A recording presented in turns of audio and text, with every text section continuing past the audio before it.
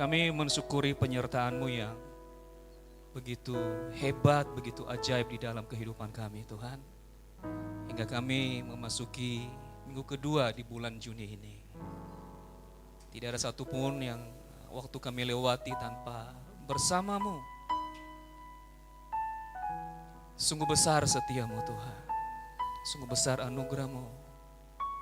Betapa indahnya Engkau mengasihi, memelihara kami.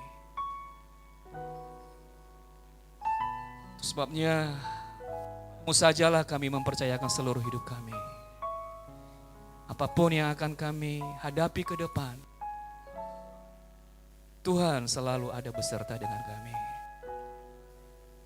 Engkau alasan kami bersekutu di rumah-Mu di tempat ini malam hari ini.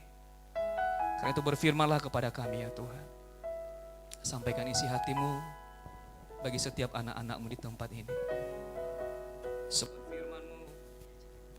Sebab firman-Mu adalah jawaban yang kami perlukan dalam hidup kami. Penuntun dan pedoman bagi langkah-langkah kami. Kami memerlukan Engkau lebih dari apapun Tuhan. Kami perlu Yesus di atas segala-galanya. Sebabnya apapun situasi hidup kami malam hari ini, kuasa firman-Mu memberikan jalan keluar bagi kami. Berbicara Tuhan bagi kami, pakai aku Bapa. Dalam nama Yesus kami siap mendengar firman Tuhan. Mari sama-sama kita katakan amin. Silakan duduk Bapak Ibu Saudara yang kasih Tuhan. Selamat malam semuanya, shalom. Ya, terima kasih kepada Pak Hasan dan Ibu Murni yang sudah menghadirkan saya di tempat ini begitu ya. Sungguh saya senang sekali, ini kali pertama saya ada di tempat ini Bapak Ibu, dan saya melihat karya Tuhan yang begitu luar biasa. Tahun lalu saya main ke tempat Pak Hasan, ini masih belum jadi tempat ini begitu ya, kita cuma lihat dari luar. Tapi saya melihat hari ini tangan Tuhan yang besar gitu ya, telah menyatakan kuasanya di tempat ini. Rasa-rasanya kalau baru ketemu gak kenalan gak afdol ya Bapak Ibu ya. Beberapa saya sudah kenal gitu ya. Pak Datsun dulu melayani bareng di Cinere Pak ya. Pak Daud teman seangkatan saya juga bersama dengan Pak Hasan dan Ibu Murni. Yang lain belum familiar Bapak Ibu ya. Saya awalin dengan pantun, boleh Bapak ya? Boleh ya, nanti dibalas nanti. Belum. Tapi jangan diketawain begitu ya. Ini lagi belajar soalnya. Makan malam harga 10.000. Yeah. Makan dengan muka serius. Selamat malam Bapak dan Ibu. Perkenalkan namaku Aprius. Boleh ya. Jadi nama saya Aprius Liberty G ya Bapak Ibu. Dari ujung nama udah kelihatan dari mana habitatnya gitu. Saya dari Nias, sama dengan Pak Hasan juga dari Nias Utara Bapak Ibu. Saya tinggal di Alam Sutra bersama dengan istri dan 3 putri saya gitu ya. Jadi jangan di Bali Bapak Ibu ya, nanti bahaya. Anak saya yang pertama udah kelas 1 SMP, nomor 2 kelas 5, mau naik kelas 6 begitu ya. Yang terakhir kelas 1 mau naik kelas 2 begitu. Jadi saya merasa ganteng sendiri di rumah Pak, gak ada lawan soalnya. Ya sehari-hari ya melayani Tuhan Bapak Ibu. Ya sejak saya menyerahkan hidup saya tahun 97 gitu ya. Saya tentu ada jatuh bangun, tetapi saya bersyukur tetap di dalam panggilan Tuhan sampai hari ini. Dan selain melayani saya juga mengajar gitu ya di sekolah teologi Bapak Ibu. Kalau Bapak Ibu tanya hobi saya makan gitu ya. Selama masih sehat begitu Bapak Ibu ya, dimakan begitu. Saya pikir itu perkenalan singkat saya malam hari ini Bapak Ibu Saudara. Sekali lagi terima kasih untuk waktu yang diberikan kepada saya. Saya akan menyampaikan satu renungan singkat bagi kita malam hari ini. Tadi kesaksian Pak Hasan dan Ibu Lisa ya, wow, luar biasa, dan saya pikir itu sangat related sekali dengan khotbah yang akan saya sampaikan malam hari ini. Tadi saya pikir kayaknya udah cukup gitu ya kesaksian mereka. Saya menambahkan saja Bapak Ibu Saudara. Nah malam hari ini saya akan mengajak kita untuk merenungkan satu tema, yaitu divine moment, momen ilahi dalam hidup kita. Atau momen-momen terbaik dalam hidup kita, kapan sebenarnya itu? Nah saudara, banyak orang mengira bahwa waktu-waktu terbaik di dalam kehidupan mereka itu adalah ketika mereka berada di puncak-puncak karir. Atau ketika mereka dipromosikan, ketika melakukan hal-hal yang spektakuler, atau ketika mereka memberi performa terbaik di dalam karir mereka, di dalam pekerjaan mereka, atau ketika segala sesuatu berjalan sesuai rencana. Ketika meraih profit gede begitu saudara. Atau ketika semua orang menghormati dia. Apakah benar demikian? Momen terbaik di dalam kehidupan seseorang. Nah itu yang akan kita lihat malam hari ini Bapak Ibu Saudara. Perdana Menteri Inggris berkata, Winston Churchill, dia berkata begini, bagi masing-masing orang, boleh ditampilkan Bapak Ibu? Ya, thank you. Bagi masing-masing orang akan datang momen istimewa atau finest hour dalam hidup mereka ketika mereka seakan ditepuk pundaknya dan diberikan kesempatan untuk melakukan hal yang sangat istimewa, unik dan sesuai dengan bakat mereka. Nah perhatikan ini Bapak Ibu. Sungguh suatu tragedi ketika momen itu tiba, mereka tidak siap atau tidak memenuhi syarat untuk itu. Sesuatu yang bisa saja adalah momen ilahi dalam hidup mereka. Nah perhatikan Bapak Ibu Saudara, dari apa yang dikatakan oleh Winston Churchill di sini bahwa seringkali momen-momen terbaik di dalam kehidupan kita datang saat-saat tidak terduga. Setuju? Atau datang dalam situasi yang enggak sedang baik-baik saja Bapak Ibu. Dan mereka-mereka yang tidak siap pada saat seperti itu, mereka akan kehilangan momentum itu. Dan kesaksian Pak Hasan dan Ibu Lisa tadi mengkonfirmasi hal ini. Bagaimana Ibu Lisa ambil resiko terbesar begitu, harus ngomong kepada mertua dan ngomong di depan keluarga besar itu nggak mudah Bapak Ibu. Tapi dia ambil resiko terbesar dan lihat bagaimana Tuhan bekerja. Suaminya bisa menyatakan pengakuan gitu ya Bu ya. Sama juga dengan Pak Hasan mengambil risiko untuk memulai usaha, melanjutkan, nggak ada duit di tangan. Nah kita akan melihat Bapak Ibu Saudara. Tahun 96 Bapak Ibu itu menjadi titik balik dalam kehidupan saya. Kalau boleh saya katakan itu menjadi momen ilahi Saudara. Itu berawal dari ulah teman saya sebenarnya. Jadi gara-gara teman saya, dia ini pacaran jorok. Sama cewek, saudara Bapak Ibu yang muda-muda tahu ya pacaran jorok. Main lumpur-lumpuran maksudnya di got. Bukan Bapak Ibu. Jadi karena saya nggak tahu kalau mereka dekat Bapak Ibu. Jadi saya waktu itu sekolah jauh dari rumah, jadi saya ngekos. Jadi waktu saya pulang pas liburan, saya diajak sama teman saya ini. Dan ternyata mereka udah sangat dekat begitu ya. Nggak tahu lah mereka lakukan apa saudara. Nah ini ceritanya di kampung, lalu saya diajak dan tiba-tiba nggak tahu mereka ngapain begitu. Jadi kita pisah di tengah jalan, lalu ternyata pamannya si cewek ini lewat Bapak Ibu dan dikejar begitu. Dan akhirnya saya melarikan diri dalam ketidaktahuan ini apa gitu. Dan tiba-tiba satu kampung begitu Bapak Ibu mengejar kita. Malam-malam sekitar jam 8:30 dan di kampung waktu itu belum ada listrik tahun 96 gitu. Jadi saya lari terbirit-birit sampai ke sungai Bapak Ibu. Jadi beberapa kali saya terpelanting, kepentok, kepleset Bapak Ibu Saudara. Tapi saya nggak tahu kekuatan dari mana waktu itu. Saya melarikan diri Bapak Ibu. Dan mirisnya lagi, selama berbulan-bulan saudara, saya nggak bisa keluar rumah. Kakak saya yang wanita nggak bisa keluar rumah Bapak Ibu, karena diancam. Itu ya. Tapi ternyata Bapak Ibu, cerita peristiwa itu Tuhan pakai untuk mengintervensi kehidupan saya ternyata. Mengintervensi rencana saya yang waktu itu ngotot banget pengen jadi dokter begitu. Udah harga mati lah pokoknya waktu itu Bapak Ibu. Jadi saya tuh udah kelas 3 mau daftar begitu masuk ke doktorat. Tapi Tuhan intervensi itu saudara. Lalu dia belokkan sedemikian rupa supaya saya jadi hamba Tuhan. Jadi ketika saya di rumah berbulan-bulan saudara nggak bisa keluar rumah, saya cuma berdoa. Tuhan, kalau Tuhan lepaskan saya dari masalah ini, saya serahin hidup saya kepada Tuhan, terserah Tuhan mau bikin apa. Dan ternyata bapak saya, saudara, udah doakan begitu, saya harus jadi hamba Tuhan begitu. Kalau saya ingat-ingat saudara, meskipun tragis begitu ya, tapi saya bersyukur. Sebab lewat insiden itu saya jadi tahu apa yang jadi tujuan Tuhan dalam kehidupan saya. Dan kalau bukan karena kejadian itu, saya nggak akan mungkin berdiri di depan Bapak Ibu malam hari ini. Dan saya juga nggak tahu di mana, di rimba mana saya berada, saudara.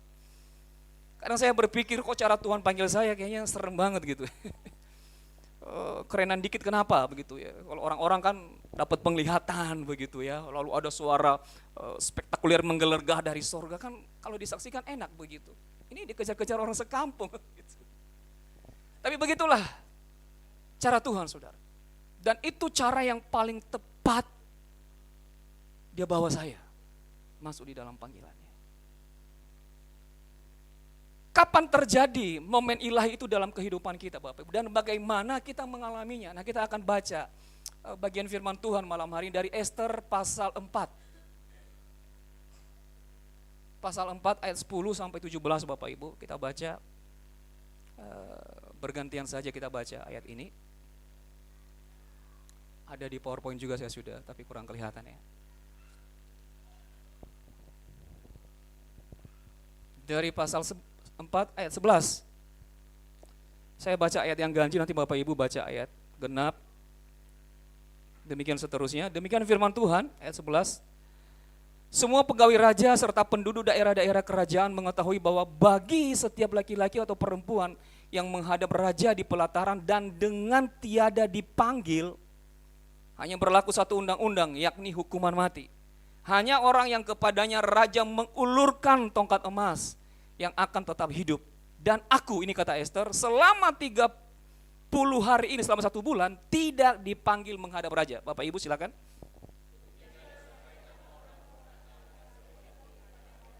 Maka Mordekai menyuruh menyampaikan jawab ini kepada Ester. Jangan kira Ester, karena engkau di dalam istana raja, hanya engkau yang akan terluput dari antara semua orang Yahudi.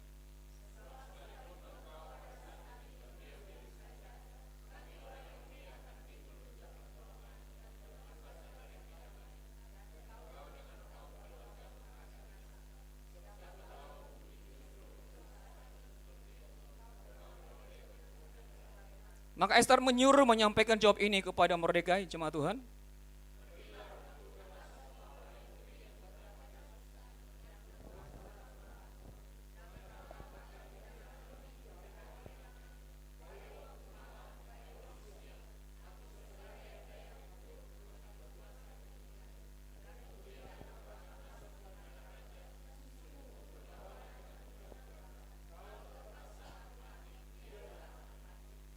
Maka pergilah Mordekai dan diperbuatnya lah tepat seperti yang dipesankan Ester kepadanya.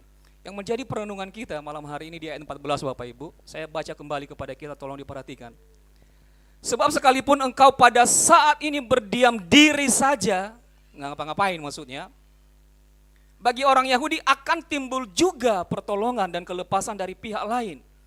Dan engkau dengan kaum keluargamu akan binasa. Siapa tahu Ester, mungkin justru untuk saat yang seperti ini engkau beroleh kedudukan sebagai ratu. Bapak Ibu Saudara, kitab Ester ini sebenarnya secara garis besar yang mengisahkan bagaimana Ester begitu ya. Ini seorang yatim piatu, Bapak Ibu. Lalu pamannya Mordekai mengangkatnya sebagai anaknya begitu ya. Lalu ketika mereka berada di pembuangan di Persia waktu itu, Ester ini diangkat oleh Xerxes, yaitu Raja Persia atau sering disebut juga Raja Ahasiweros, menjadi ratu menggantikan Ratu Wasti, saudara. Ya.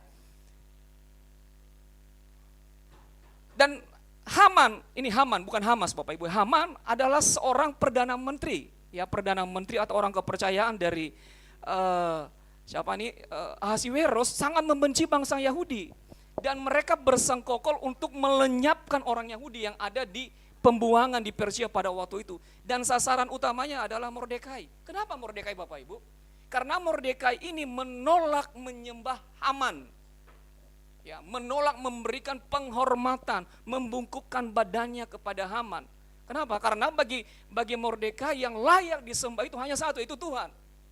Jadi dia tidak akan menyembah selain Tuhan, saudara. Lalu Esther mengambil resiko terbesar, dia menghadap raja, sehingga membuat raja apa? Mengubah keputusannya, saudara. Dan akhirnya bangsa Israel dibebaskan, Mordekai tidak jadi digantung, tapi sebaliknya Haman yang dihukum mati. Nah, begitu garis besarnya Bapak Ibu Saudara. Nah, bagaimana kita bisa mengalami momen ilahi di dalam kehidupan kita? Saya percaya bahwa kita rindu mengalami waktu-waktu terbaik, waktu-waktu ilahi bekerja dalam kehidupan kita. Amin Bapak Ibu Saudara. Nah, hal yang pertama yang perlu kita pahami adalah bahwa momen ilahi itu terjadi atas intervensi Tuhan. Bukan bikinan manusia. Next, boleh PPT-nya. Next.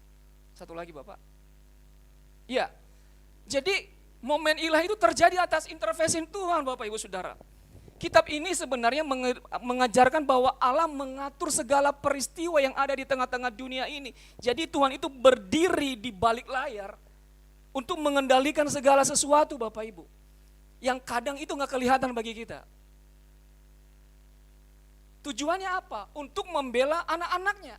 Supaya pada akhirnya kehendak Tuhanlah yang menang. Bukan siasat manusia. Bukan muslihat musuh. Jadi inilah yang disebut dengan providensia Tuhan. Atau pemeliharaan Allah yang selalu ada atas umatnya. Bahkan saat-saat yang paling genting sekalipun Bapak Ibu. Di mana kejahatan seolah-olah menang. Di mana saat seolah-olah sudah deadline, sudah tenggat waktu seperti tadi Pak Hasan. Saat ancaman maut sudah di depan mata, sudah siap menerkam kita. Tapi persoalannya kalau kita membaca kitab Esther ini secara keseluruhan ada 10 pasal Bapak Ibu. Ternyata banyak orang Yahudi yang berada di dalam pembuangan itu. Ya, mereka berada di pembuangan itu artinya apa Bapak Ibu Saudara? Mereka dibawa sebagai tawanan. Ya, mereka tinggal di Yerusalem lalu dibawa ke Persia pada waktu itu. Dan ketika mereka berada di dalam pembuangan itu, mereka merasa bahwa seolah-olah Tuhan sudah melupakan mereka. Seolah-olah Tuhan sudah tidak ingat lagi kepada mereka. Apalagi itu diperparah dengan muslihat dari si Haman ini untuk membinasakan mereka. Jadi semua merasa pesimis. Kayaknya kita udah sebentar lagi deh habis ini. Tapi melalui kitab Esther ini Bapak Ibu Saudara, mereka diyakinkan bahwa Allah selalu ingat kepada umatnya. Amin. Allah sekali-sekali gak pernah tinggalin mereka. Dan pesan yang sama juga disampaikan bagi kita pada malam hari ini Bapak Ibu. Allah selalu ingat kepada kita. Amin. Allah selalu ingat kepada jemaat galeri piano di tempat ini. Bapak. Allah ingat setiap pribadi, setiap keluarga yang ada di tempat ini. Jadi perhatikan Bapak Ibu Saudara, tidak peduli seburuk apapun situasi hidupmu saat ini. Mungkin engkau diperlakukan tidak adil, dicurangi Bapak Ibu. Yang penting Tuhan selalu peduli pada Anda. Anda mungkin enggak diingat oleh siapa-siapa Bapak Ibu. Semua orang melupakan kita, it's okay. Yang penting Yesus selalu ingat pada hidupmu. Anda mungkin enggak punya siapa-siapa Bapak Ibu Saudara.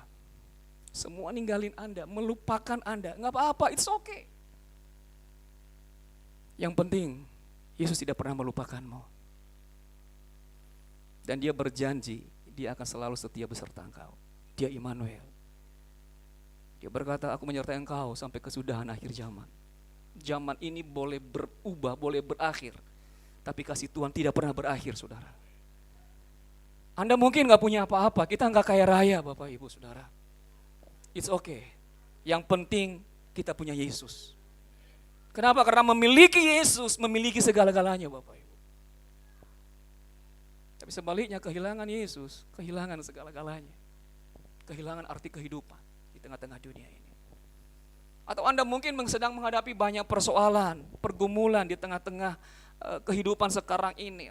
Kayaknya masalahnya gak kelar-kelar begitu saudara. ada sakit penyakit yang nggak sembuh-sembuh, atau merasa udah nggak kuat lagi gitu ya, memikul beban, saudara. It's okay, saudara. Percayalah, Anda tetap dapat bertahan. Kenapa? Karena Yesus selalu ada besertamu. Dia selalu menopang engkau, dia ada di pihakmu. Amin Bapak Ibu. Boleh tepuk kiri kanan saudara, katakan, Tuhan selalu ingat kamu, Jo. Tuhan selalu ingat kita, Bapak Ibu. Jadi sebenarnya kunci dari kisah ini kalau kita perhatikan Bapak Ibu Saudara, ini terletak pada kata-kata Mordekai yang saya baca tadi itu di ayat 14. Ini kita perlu garis bawahi ini. Ada Ibu Dina. Selamat malam Ibu Dina, rekan pelayanan saya. Dikatakan di situ, sebab sekalipun engkau Esther pada saat ini berdiam diri saja, nggak ngapa-ngapain gitu ya, nggak bikin apa-apa, masa bodoh aja, cuek-cuek saja, bagi orang Yahudi akan timbul juga pertolongan dan kelepasan dari pihak lain. Siapa tahu gitu ya, mungkin justru untuk saat yang seperti ini engkau beroleh kedudukan sebagai ratu. Jadi perhatikan Bapak Ibu Saudara, Mordekai di sini meyakinkan Esther bahwa Tuhanlah yang angkat kamu itu menjadi ratu untuk suatu tujuan Tuhan. Jadi ada intervensi ilahi sejak awal dalam perjalanan kehidupan Esther itu. Dan karenanya Esther nggak boleh diam-diam saja, saudara. Dia harus apa? Take action. Dia harus melakukan sesuatu. Jadi dengan atau tanpa Esther, ujung-ujungnya Allah pasti tolong. Allah pasti bela orang Israel. Oleh karena itu, hai Esther, ya kata mereka di sini, jangan berdiam diri saja, apalagi lupa diri. Ya. Kan seringkali orang kalau udah di posisi tinggi begitu ya, kedudukan tinggi, lupa segala-galanya begitu Bapak Ibu. Tapi Mordekai memperingatkan dia di sini bahwa Esther jangan berdiam diri saja. Meskipun situasinya sangat genting, sangat berbahaya bagi orang Israel, tapi kamu harus buat sesuatu sejalan dengan maksud Tuhan mengangkat engkau sebagai ratu. Jadi dengan kata lain sebenarnya Mordekai ingin berkata bahwa keratuanmu itu Esther bukan untuk gagah-gagahan begitu, tetapi untuk melakukan kehendak Tuhan di dalamnya. Jadi sadari Bapak Ibu Saudara bahwa selalu ada maksud ilahi gitu ya. Selalu ada tujuan Tuhan di balik setiap hal yang Dia percayakan di dalam kehidupan kita. Amin. Entah itu melalui karir kita, jabatan kita, usaha kita. Oleh karena itu kita diingatkan malam hari ini jangan abai gitu ya. Jangan lupakan dengan purpose Tuhan, tujuan Tuhan di balik setiap hal yang Dia percayakan kepada kita. Seperti yang dilakukan oleh Pak Hasan dan Ibu Murin di tempat ini begitu ya. Dengan apa yang Tuhan percayakan dalam usaha, mereka mempersembahkan suatu tempat begitu untuk melayani Tuhan, saudara. Sehingga kita diberkati 2 kali sebulan Pak ya di tempat ini. Jadi di tengah-tengah pekerjaan Bapak Ibu, profesi yang Bapak Ibu Saudara jalani sekarang ini, atau jabatankah atau apapun yang Tuhan percayakan, sadarilah bahwa ada maksud Tuhan di balik semuanya itu. Pak Hasan Bu Muri sudah melakukan gitu ya. Giliran kita untuk melakukan hal itu. Itu yang pertama Bapak Ibu. Jadi momen ilahi itu terjadi ketika apa?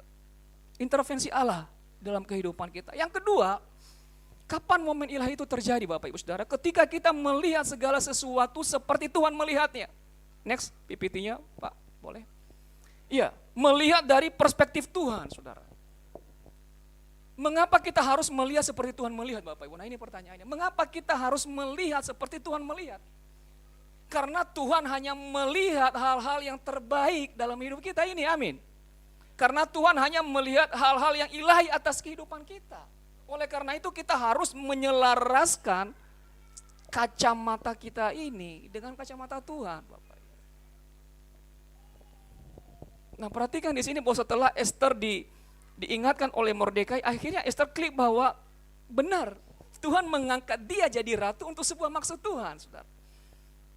Jadi Allah telah mengatur segala sesuatu, Dia yang punya skenario Bapak Ibu untuk menempatkan Esther pada kedudukan tinggi pada waktu itu dan di waktu yang tepat. Ya. Jadi sadarilah bahwa Tuhan tahu betul jalan hidup kita ini dari A sampai Z, Bapak Ibu.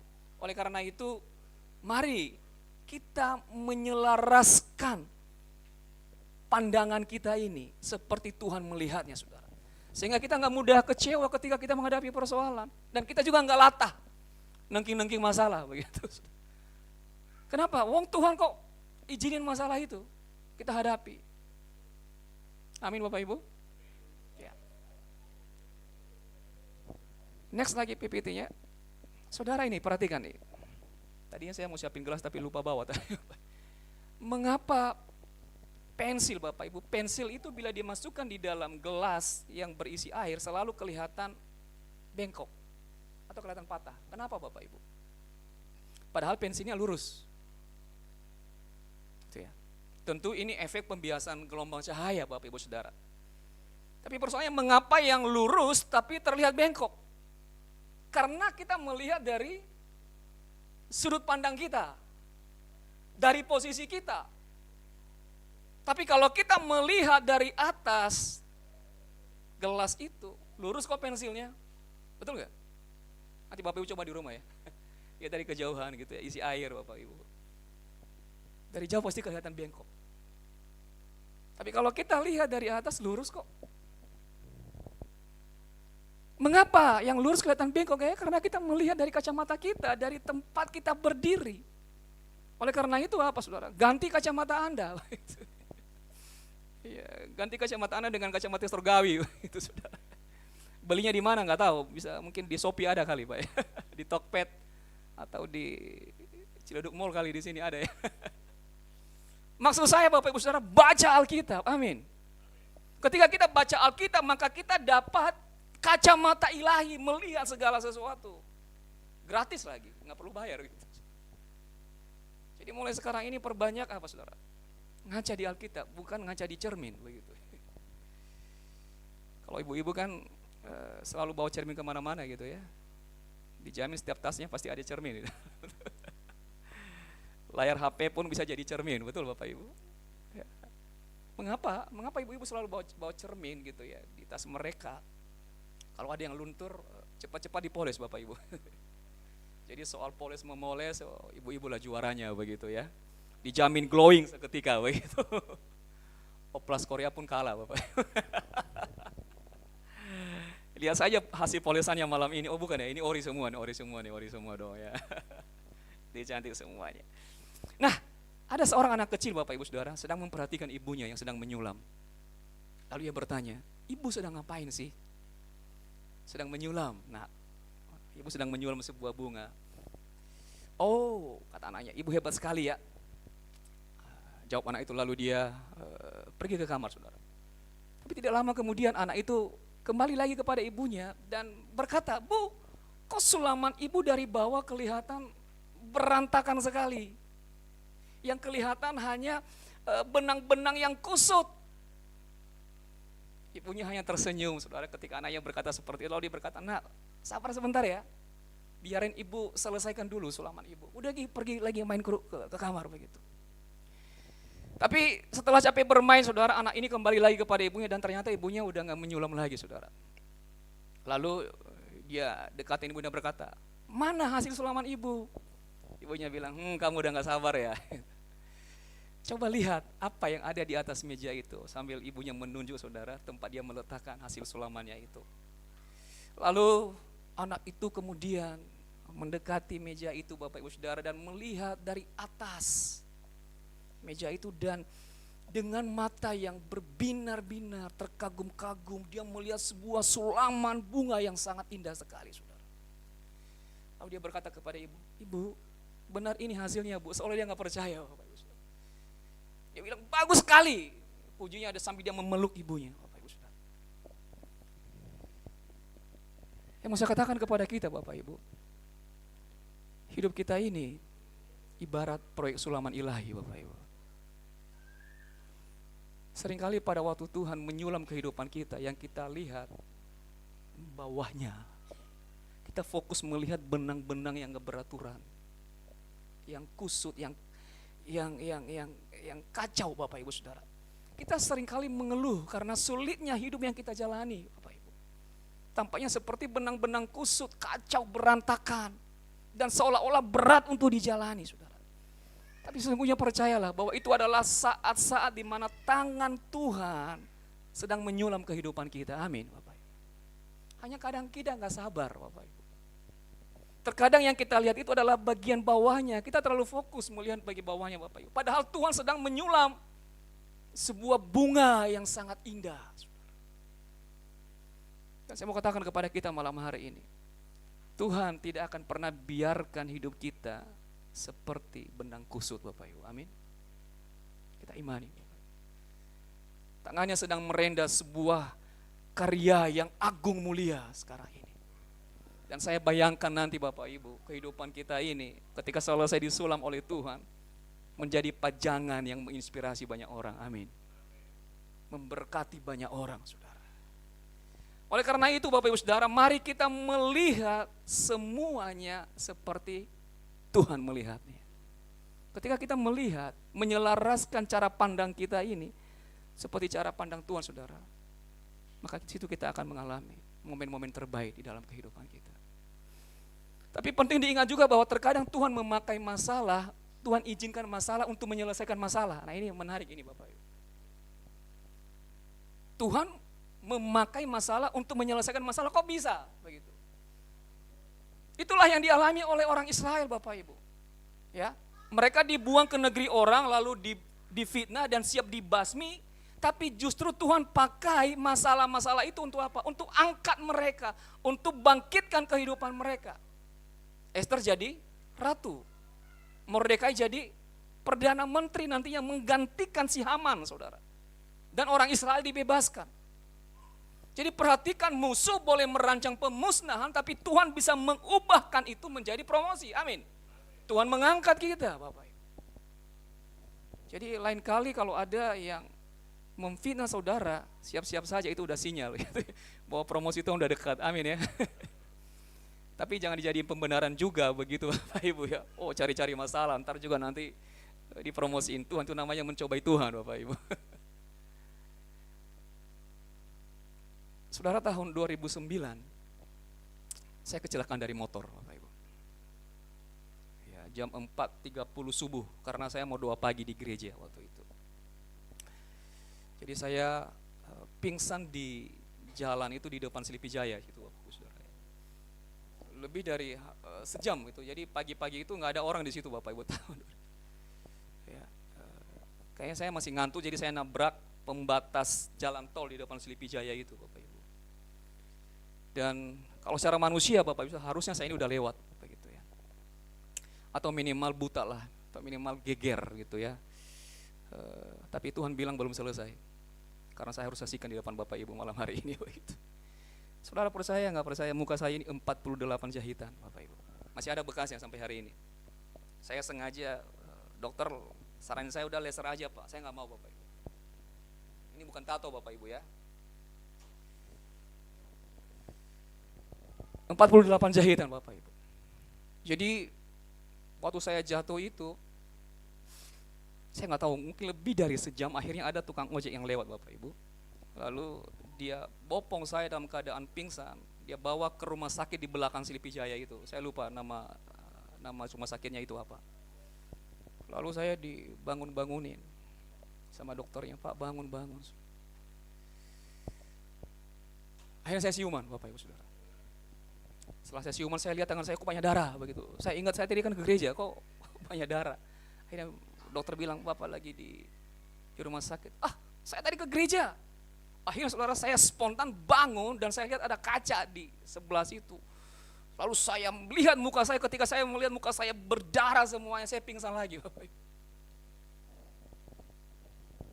Dan sampai hari ini saya nggak pernah kenal siapa tukang ojek yang bawa saya itu. Saya tahu itu bahwa dia adalah malaikat yang Tuhan bawa saudara. Dan ternyata Bapak Ibu Saudara, kecelakaan itu Tuhan pakai untuk beresin masalah saya yang paling serius pada waktu itu. Apa masalah saya yang paling serius waktu itu? Saya sudah mulai keluar dari trek pelayanan Bapak Ibu. Saya sudah mulai terpesona dengan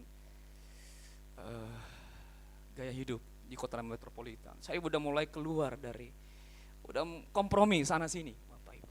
Dan itulah cara yang paling cocok Tuhan pakai untuk membawa saya kembali kepada panggilan Tuhan.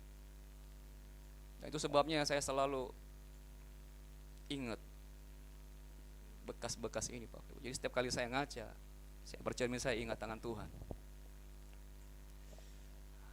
Kalau bukan karena Tuhan, Bapak Ibu, saya udah innalillahi lah, Bapak. Udah lewat begitu. Atau minimal kalau kata dokter itu minimal lumpuh begitu. Atau buta permanen sudah.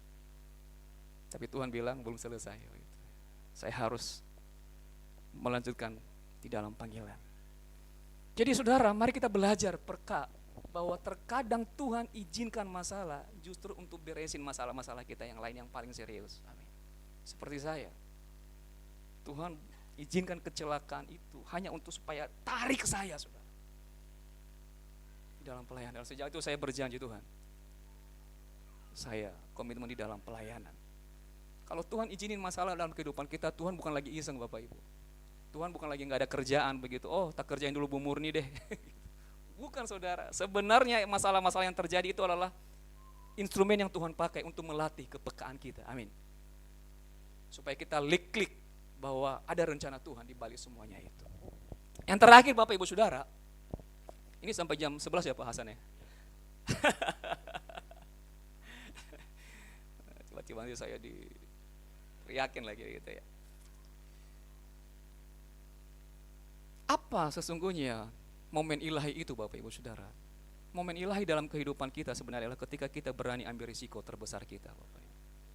Ini akan menjadi inti dari renungan kita pada malam hari ini. Apa risiko terbesar yang diambil oleh Esther di sini, saudara? Dia berani menghadap Raja Ahasiweros tanpa dipanggil, saudara.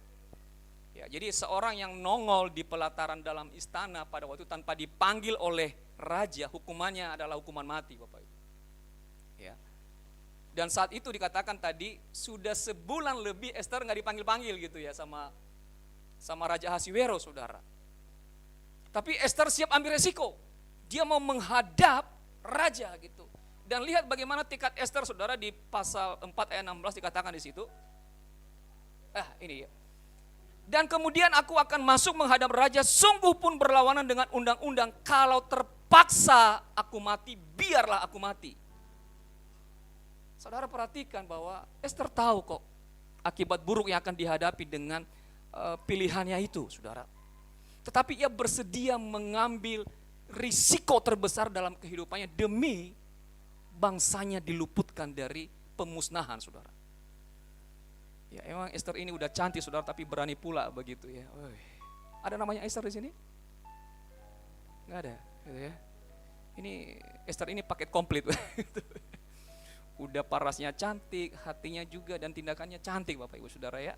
Jadi kalau mau cari cewek yang masih muda-muda gitu ya, cari istri atau ibu-ibu, bapak-bapak cari mantu, carilah yang namanya Esther, dijamin kualitas super gitu.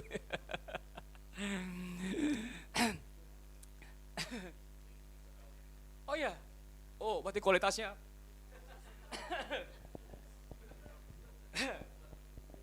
Luar biasa ya. Sayang istri saya bukan bernama Esther, Bapak Ibu. Tapi meskipun gak bernama Esther, tapi hati dan sikapnya gak kalah lah sama Ratu Esther begitu. Jadi jangan berkecil hati, Bapak Ibu. Jadi perhatikan di sini, Esther berani mengambil risiko, Bapak Ibu. Apa yang terjadi, saudara? Ketika dia memberanikan diri menghadap raja, apa yang terjadi? Raja berkenan mengulurkan tongkatnya kepada Esther dan berkata, "Hai Ratu Esther, apa keinginanmu? Niscaya akan dikabulkan, sampai setengah kerajaan sekalipun akan diberikan kepadamu." Ini si Xerxes Raja Ahasiweros nih serem-serem tapi gombal juga dia ternyata, Pak. Gitu ya, dia bilang apa? Sampai setengah kerajaan sekalipun akan diberikan kepadamu begitu ya. Ini serem tapi gombal juga gitu. Tapi gombalnya masih kalah lah sama Pak Hasan begitu ya. Ya Bu Murni ya. Buktinya dari waktu kuliah bikin Murni kecantol begitu. Sampai hari ini kecantol permanen ya Bu ya. Udah gak bisa pindah ke lain hati begitu maksudnya. Dari waktu kami kuliah Bapak Ibu, jadi udah nempel begitu. Dulu Pak Hasan ngerayunya pakai apa sih Bu? Kok sampai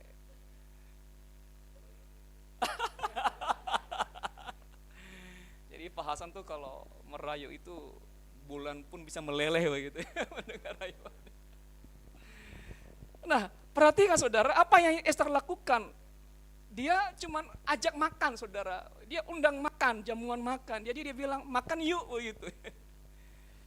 Jadi Esther nggak langsung omongin apa maksudnya, dia cuman lakukan hal yang paling sederhana, hal yang simpel, ajak makan begitu. Jadi rahasia kalau ibu-ibu ngambil hati suami bikin masakan yang enak-enak gitu berhari-hari. Dijamin nanti semua pasti beres begitu ya. Dijamin uang belanjanya naik 100 kali lipat begitu ya. Plus saudara? Budget treatments gitu ya. Ya. Pada saat jamuan itulah Tuhan bekerja Bapak Ibu. Apa yang Tuhan kerjakan? Perhatikan di situ bahwa Haman yang telah menyiapkan tiang sulaan gitu ya untuk Mordekai disula, digantung Bapak Ibu, itu berubah menjadi tempat di mana Mordekai digantung di situ Bapak Ibu. Dan bukan hanya itu, Mordekai diangkat menjadi menteri menggantikan Haman, dan Israel akhirnya dibebaskan. Jadi lihat bahwa ancaman maut yang sudah di depan mata itu saudara, seolah-olah di saat-saat nggak ada lagi yang bisa menahan ancaman maut itu saudara. Saat tiang sulangan itu udah siap dan Mordekai udah tinggal hitung detik-detik untuk dia dieksekusi Bapak Ibu. Tapi lihat Tuhan menjungkir balikan semua rencana si jahat itu. Amin. Tuhan membalikkan keadaan saudara.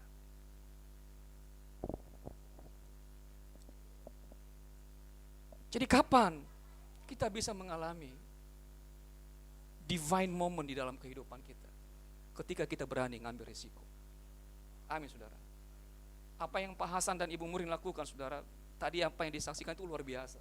Itu adalah divine moment yang luar biasa di dalam kehidupan mereka saudara. Kapan kita mengalami momen terbaik dalam kehidupan kita saudara? Adalah ketika Allah memberikan kesempatan kepada kita dan kita mengambil bagian di dalamnya. Amin. Ya, enggak peduli apapun resikonya saudara. Jadi momen terbaik Anda adalah ketika Anda ambil resiko terbesar untuk melakukan kehendak Tuhan. Momen terbaik Esther Bapak Ibu bukan pada waktu dia diangkat jadi ratu, bukan pada waktu dia pakai mahkota, bukan Bapak Ibu. Tetapi ketika dia mengambil resiko itu siap mati demi keselamatan bangsanya. Momen terbaik Mordekai juga bukan pada waktu dia diangkat menggantikan Haman saudara, tetapi pada waktu dia mengambil resiko terbesar untuk tidak menyembah Haman selain daripada Tuhan saudara. Jadi dia mengambil resiko terbesar dalam kehidupannya.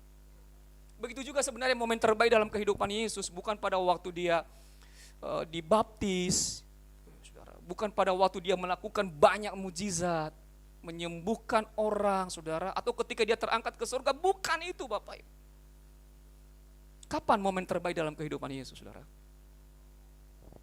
Ketika dia memilih mati di atas kayu salib, mengorbankan dirinya, mati bagi saya dan saudara. Amin saudara. Itu adalah momen terbaik di dalam kehidupan Yesus. Dan giliran Anda malam hari ini saudara, untuk mengambil momen terbaik, yaitu berani ambil risiko di dalam kehidupan kita. Sadarilah bahwa kita tidak menemukan momen-momen terbaik saudara di dalam tempat-tempat nyaman dan tenang saudara. Bukan ketika kita naik mobil mewah, bukan ketika kita liburan keliling dunia atau ketemu presiden atau seperti tadi Pak Hasan ketemu Bang Ara. Bukan itu momen terbaik Bapak Ibu Saudara. Tapi momen terbaik adalah ketika kita ambil resiko untuk melakukan kehendak Tuhan di dalamnya saudara. Amin. Saudara, Tuhan mau ambil resiko terbesarmu malam hari ini, amin. Dan lihat bagaimana nanti tangan Tuhan membalikan keadaan hidup kita. Mari kita berdoa Bapak Ibu Saudara. Bapak, terima kasih firman-Mu yang mengingatkan kami akan pentingnya untuk mengalami momen ilahi dalam hidup kami. Dalam menghadapi segala sesuatu, kami diingatkan untuk hanya bersandar kepada-Mu Tuhan. Percaya sungguh-sungguh hanya kepada Tuhan. Ajar kami untuk melihat segala sesuatu seperti Tuhan melihatnya. bahwa terkadang Tuhan izinkan masalah-masalah justru untuk menyelesaikan masalah-masalah kami yang paling serius. Oleh karena itu berikan kami keberanian Tuhan untuk melangkah, untuk mengambil risiko terbesar kami, untuk berdiri di atas kebenaran. Kami percaya bahwa di dalam setiap masalah, situasi-situasi buruk yang kami hadapi Tuhan, justru disitulah kami melihat tangan Tuhan yang perkasa memelihara kehidupan kami. Oleh karena itu peganglah seluruh hidup kami dan hari esok kami. Kami percaya bahwa waktu Tuhan adalah waktu yang terbaik bagi kami. Saudara boleh berdoa sejenak di hadapan Tuhan malam hari ini. Mungkin Anda sudah lama mendoakan dan menanti-nantikan waktu ilahi dalam hidupmu, menantikan terobosan Tuhan dalam hidupmu, tapi Anda tidak kunjung mengalaminya. Mungkin saja waktu-waktu itu sudah Tuhan berikan, tapi Anda nggak peka dan nggak bertindak. Akibatnya Anda kehilangan momentum itu. Tapi Tuhan bisa menjadikan malam hari ini, saudara, sebagai waktu ilahi dalam hidupmu. Waktu di mana Tuhan akan membalikan keadaanmu. Jika Anda rindu mengalami momen ilahi itu, mari ambil keputusan di hadapan Tuhan untuk bersiap mengambil risiko terbesar. Terima kasih Tuhan. Terima kasih Bapa. Hamba-Mu berdoa untuk anak-anak-Mu malam hari ini yang merindukan mengalami momen ilahi. Nyatakanlah itu secara khusus dalam kehidupan mereka Tuhan. Celikan hati dan mata iman mereka Tuhan, untuk melihat dan menangkap waktu Tuhan atas hidup mereka. Setiap hal-hal yang menghalangi mereka untuk bergerak maju, untuk mencapai waktu-waktu terbaik dihancurkan di dalam nama Yesus Tuhan. Beri mereka keberanian untuk bertindak, mengambil resiko terbesar mereka, melakukan kehendak-Mu Tuhan. Tuhan ambil alih seluruh hari-hari yang akan kami masuki ke depan, supaya semuanya terarah hanya kepada tujuan Tuhan. Malam hari ini bagi anak-anak-Mu yang sedang membutuhkan pertolongan, jawablah setiap hati yang berseru kepada nama Yesus Tuhan. Mereka mengakui keterbatasan, ketidakmampuan mereka menghadapi tantangan-tantangan kehidupan ini. Mereka sangat memerlukan Engkau Tuhan. Bapa, nyatakan kuasa dan belas kasihan-Mu. Beri mereka kemenangan dalam melewati setiap pergumulan, masalah-masalah yang sedang mereka hadapi. Sehingga pada akhirnya hidup mereka menjadi kesaksian akan kebesaran kuasa-Mu Tuhan. Segala beban, segala persoalan, segala sakit penyakit terselesaikan oleh kuasa nama Yesus. Kami imani Tuhan, sama seperti Engkau telah mengubahkan bangsa Yahudi, situasi bangsa Yahudi yang sedang ada di pembuangan. Engkau mengubahkan ancaman jadi kemenangan bagi mereka. Sama kami percaya juga Allah yang sama, Engkau sanggup mengubahkan setiap keadaan hidup kami malam hari ini menjadi jalan di mana kami mengalami pertolongan. Terpuji Engkau ya Bapa. Kami pulang dari tempat ini sebagai pemenang. Hamba-Mu berhenti berbicara, tapi biarlah Roh Kudus-Mu terus menerjemahkannya. Dalam nama Yesus kami berdoa. Sama-sama kita katakan amin.